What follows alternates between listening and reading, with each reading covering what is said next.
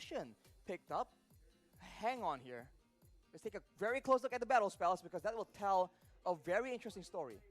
Lead and actually using it as efficiently as possible and punishing every single mistake. And if they do that, they can set the tone for the mid to late game all the way since as early as the 2nd or 3rd minute.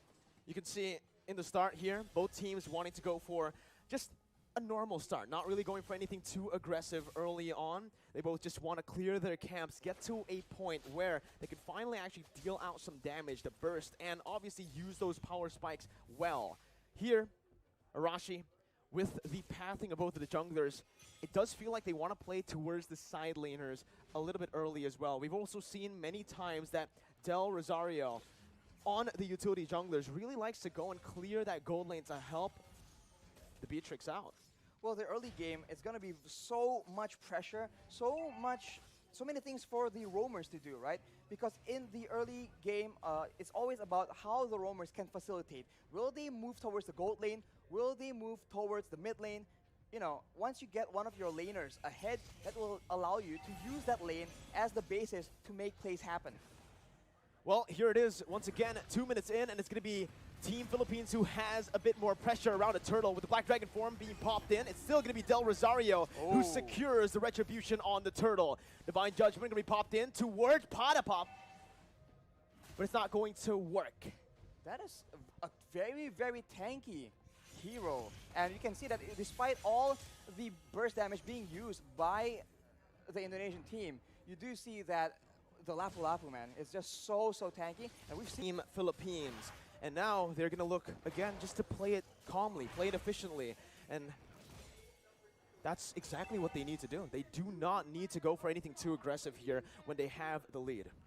For the Indonesians, they need to make sure that they abuse that Cult Altar as much as possible. They do have the Black Dragon form as well, so those objective takes are going to be very much in their favor, only if they're able to actually get an advantage and actually capitalize on the fact that they have a bit more crowd control and they have a lot more utility that they can actually abuse to force the Philippines into a tough spot.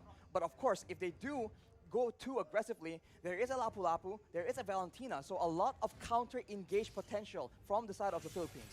Well, here it is, another engage coming in, and that's going to be Dreams taken really low. First blood over to Philippines as they're looking for more. That's the IMU doing work, stealing away to the Divine Judgment and picking up another for Imam in the mid lane. That is what you have to be aware of, man. If you don't want to deal with the engage, you can engage on the engager, and that is exactly what the Philippines have done. They take out Dreams, and they hunt for stragglers afterwards. They have the tempo in the game right now, and if you look at the side lanes, that is where the action will start building up. Because with pressure in all the lanes from the Philippines, they're going to try and cut into the jungle and cut off members of Indonesia from their own backup. I just really like how Soriano is taking this lane, is approaching this lane, this matchup, right? Up against the Melissa, he knows exactly that he is going to lose out if he goes for these trades, if he goes for these 1v1 duels. So what he does is he swaps over to the Bennett just to clear out the waves, rotates over to help this team, and simultaneously gets even more gold because they're trying their best to actually funnel as much towards Soriano. And if Soriano gets a bit more items, he can very easily start poking down members from too low for a fight. It's going to be very difficult for the Indonesians to try and contest any kind of objective. Well, ladies and gentlemen, here, Villa Luna in the gold lane. They're looking for some plays here up in the gold lane. The gold lane for sure has been the target for a lot of plays, but here we go, they burst passion. Soriano picking up a kill.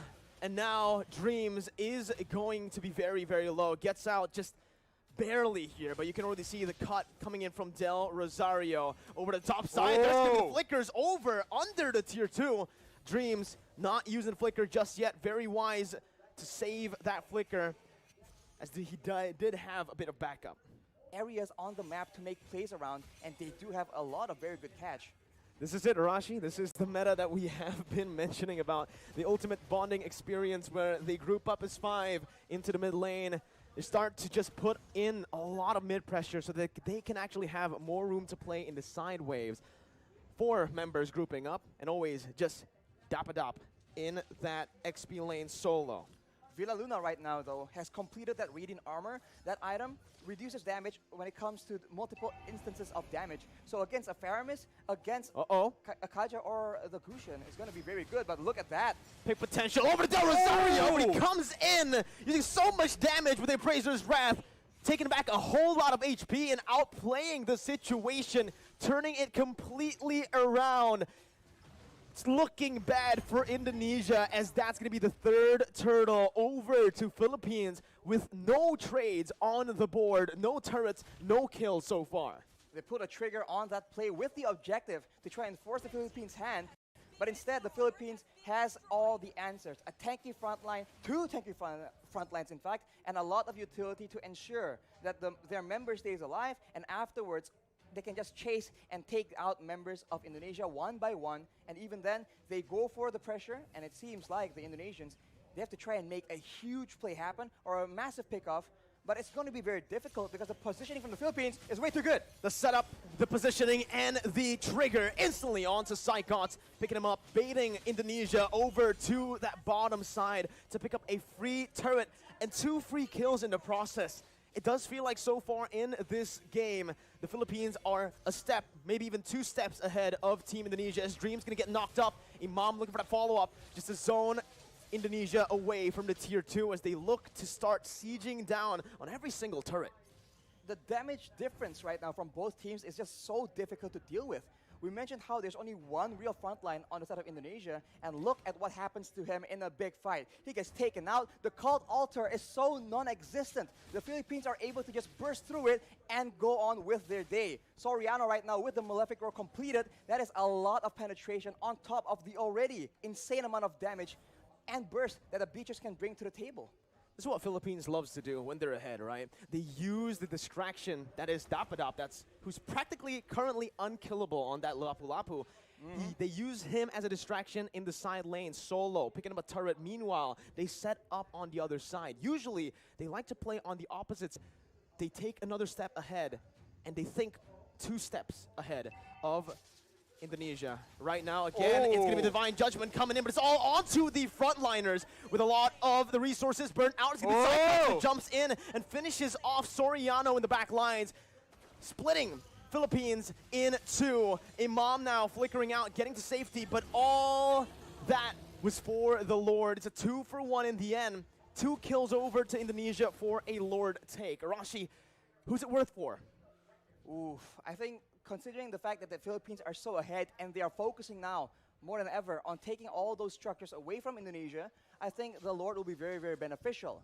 Unfortunately, they lose their gold leaner as well, which is not ideal. But if you take a look at the items right here, he is on 7,300 gold. As we mentioned, BOD and straight to a Malefic Roar, ensuring that anyone getting caught in his ultimates will get absolutely decimated. What's another thing that I want to mention is the fact that the kill, 2 kills that Indonesia picked up earlier was onto 2 members with no bounty. There was no shutdown there. So even though Indonesia were able to find some kills, it was just normal gold. It wasn't the added gold that we usually see. And they get the Lord for that. So if it was a shutdown, I would actually say that Indonesia definitely came out on top in terms of value. But here, Taz might actually be caught, forced to use that ultimate defensively to get out. And everyone is from the Philippines is available because the death timers are very, very short, and they're going for a siege here where Indonesia don't have a lot of tools to try and counter the poke damage. Slowly but surely, the Philippines is chipping away at the structures and at the EHP bars of the Indonesian players. It's a good defense by Indonesia. They're able to minimize their losses here, only losing that tier 2 in the mid lane for now. But Brands is going to be zoned away from that mid lane. Philippines looking for that, but look at Psychots with the Petrify. He's able to find 2 on the flanks. Psychots absolutely massive as his engage has started a war that Indonesia can finally win here in this game. 3-for-0 trade as Indonesia look to climb, to crawl themselves back in this game. Blink and you'll miss it. An engage that gave way for Indonesia to take 3 kills for a trade of none. And along with that, Taz is able to secure the purple buff from the side of the Philippines as well. So now they have a momentum. They have recovered a bit of that gold difference. Only 2K right now. But the Philippines, they are still in the lead, and they are no stranger to these late game situations. Dreams opening up the map just a bit. Going to be chunked down by Del Rosario, but he is going to be able to back off without having anything taken away. Honestly, looking at it right now, Rashi, Indonesia, their main win condition, we thought it would be Brands on that Melissa. We thought it was going to be the Gushin on the hands of Taz, but it's actually Sycots, the man that has been doubted so many times by everyone. By the public. I mean, this man has had a very lackluster season in his last performance. That was a performance in the last season, actually, rather. But here, knowing that Indonesia are relying very, very heavily on a very reliable engage, his Yuzong has been critical, but after 2 engages, will Philippines fall for the same trick twice? Divine Judgment over the Dreams. That's going to be the frontliner taken out. That's going to be that. Oh my god, so much damage onto the Lapu. Unfortunately, won't be enough, though. And now Indonesia, they're actually backing away, and it will be waiting for the Lord take. And Philippines, they are so good at the Lord dance. Going back and forth, waiting for their opponents to make a mistake, and with such a long-range basic attack on their B-tricks, they can do better. That's what they were waiting for. The Black Dragon form now baited out. Oh! Sycots with a Petrify onto Soriano, who's forced to flicker out, but Sycots jumps in. 1v4, soaking in all the damage and sustaining back up. Top it up, gonna be taken down by Brands, and that's another kill over to Indonesia, who were able to play with the death timers of Dreams really well. With him now respawning, they've taken back the lead if they actually can secure the Lord, which they should be able to. Free Lord over to Indonesia. They're not stopping just yet, though. Concealed play from Indonesia. They back off. Back off for now, as the orange buff will be contested as well. So the Philippines are now on the back foot. And if you look at the composition, in a way, right, in the big team fights, there's a lot more DPS and utility available in the hands of the Indonesians. After that play, they go for the purple buff as well. And the Philippines have a huge problem on their hands. The Black Dragon form lasts for way too long. The Guiding Wind was used to try and buy some make some distance, buy some more time, but it was not enough. The Philippines must come up with a different solution, a different answer. A momentum shift in the 13th minute of the game. And now it's Philippines who have their backs against the wall with the Enhanced Lord marching in that top lane. Evo's legends here, Team Indonesia, are going to look to try to siege them down. Sycots once again with a Black Dragon form as Del Rosario tries his best to keep Sycots at bay. The damage comes through once again for the siege to take place, but that's going to be Dapadap, who jumps in with the bravest fighter. But it's going to be a good disengage from Indonesia, backing off, knowing that they have found some value. They've taken every single tier 2 except for the bottom lane. And look at how Sycots is playing around with his Petrify, man. He goes in for the Black Dragon form, but he doesn't always use that Petrify. And when you think about it, the Petrify is what makes these engages so dangerous. It guarantees the Furious Dive knockup, and that is what allows Indonesia to just be a lot more elusive.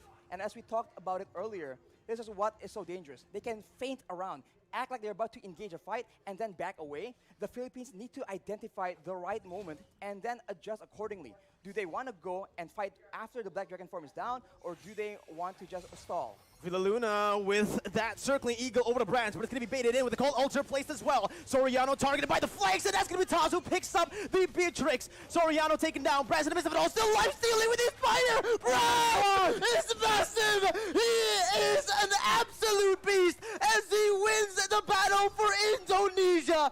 It's a 4-0 trade. Indonesia with a comeback here with the tides turned completely.